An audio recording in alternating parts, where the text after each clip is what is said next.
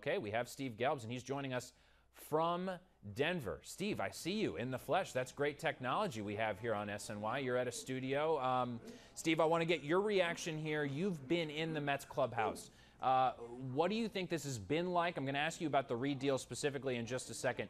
What's the mood been like? Because the players will say one thing. They say, you know, you just got to keep your head down. We're still here. What's the mood sense that you've gotten? Let's just say everybody's looking forward to tomorrow, Doug. I mean, it's been a weird week. It's been a weird couple of weeks. Everybody has this hanging over their heads. A lot of guys looking over their shoulders. The energy doesn't seem the same. And like you said, you know, players can say the right things, and they have to say those things. They can't come out and say, yeah, everybody's affected by this. But it's just human nature. I mean, these guys are human beings. I think sometimes we forget that. And for a lot of them, this last week plus has been, okay, where am I going to be tomorrow? Where am I going to live tomorrow? Where am I going to go tomorrow? So there's been a lot outside of the actual game to worry about, and it's been palpable in that room. So I think, you know, after today, tomorrow will be a lot looser in terms of going into that clubhouse and speaking with some of the guys, whoever is still around. House this year is a lot of different guys, a lot of different pitchers coming up from the minor leagues, some of which are not experienced. We just had Flexen come up from Double-A to make a start. There's been several relievers come up. And what the Mets, it seems like what they're trying to do with this deal and the last few deals that they've made is bolster the pitching depth in this organization. Is that a big need, do you think? And do you think Sandy Alderson is right to try and fill it today? I do. I think it's a huge need, quite frankly, and you said it. I mean, we've seen it this year. The guys that they've brought up, you know, have not been very good in that bullpen, and there's really nowhere to go at this point with the current crop of guys that were in that system. The one thing that you see across Major League Baseball is that a lot of teams, most teams, have at least real power arms that they can call up from their minor league system and have a guy come in back into the bullpen throwing, you know, 96, 97, 98. And the Mets simply didn't have that. Now with the three right-handed relief pitchers that they've acquired from the Red Sox, with Drew Smith, who they acquired from the Tampa Bay Rays in the Lucas Duda deal, that's what you have. You're starting to stockpile arms in that system.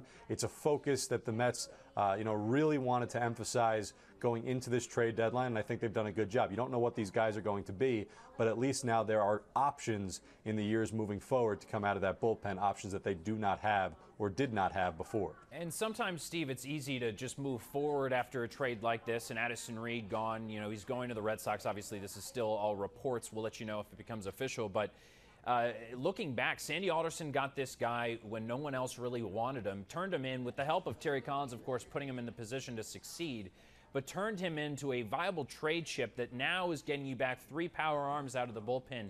For Sandy Alderson, he has to look at this big picture and say, job well done here by our staff to turn Addison Reed into what we got in return.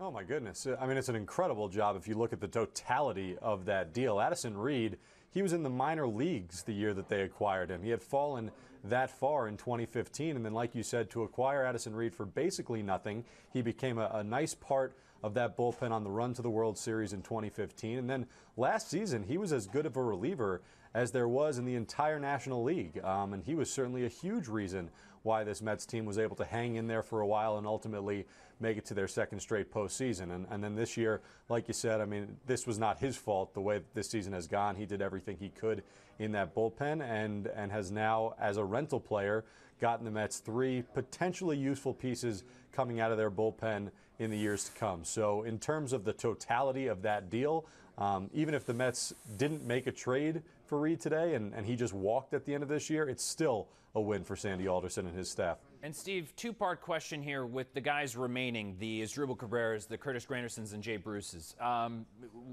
What do you think will happen with those three? It sounds like today the chatter is that maybe they won't be moved. And also, what do you think should happen? Because you've been in that clubhouse, as I keep saying, but you've been there. You know that infield is crowded. Neil Walker's back now. Asdrubal Cabrera's moving over to third base. Jose Reyes has been playing some shortstop. You've got Ahmed Rosario, your best prospect in maybe all of baseball, according to Keith Law. You've got Dominic Smith over at first base. So do you think that the moves need to be made to at least make room for those two guys if you're going to be making moves on other parts of the roster? Okay, so let's take this piece by piece, and we'll start obviously with the big one, which is Asdrubal Cabrera, because there are so many layers there. People thinking that Asdrubal Cabrera has to get moved, not just because of what he said in San Francisco, but also because of the potential call-up that should be forthcoming relatively soon of Ahmed Rosario. Now, I checked in with people about this in the last week, and the Mets do not feel like they need to trade Asdrubal Cabrera in order to bring up Ahmed Rosario. They don't feel like Asdrubal Cabrera will be a drain on Rosario if he comes up, especially now that Cabrera is not really playing shortstop anymore for this team. He's playing primarily third base and some second base. So I don't think keeping Ahmed Rosario or keeping Asdrubal Cabrera would preclude the Mets from calling up Ahmed Rosario. And the bottom line is the Mets have never been in the business of giving players away. And when they look at Asdrubal Cabrera, they look at him as a guy that, provides some versatility now perhaps at third base, can still play some shortstop when needed, second base. He's got a nice option next year as well. So they're not necessarily opposed to even thinking about bringing him back next season. But if they don't get the return they want right now, who knows what return they potentially could get. You don't know what needs are going to open up if they're, after this trade deadline passes and there's the waiver trade deadline. So I think that they very well might hold on to Asdrubal Cabrera there.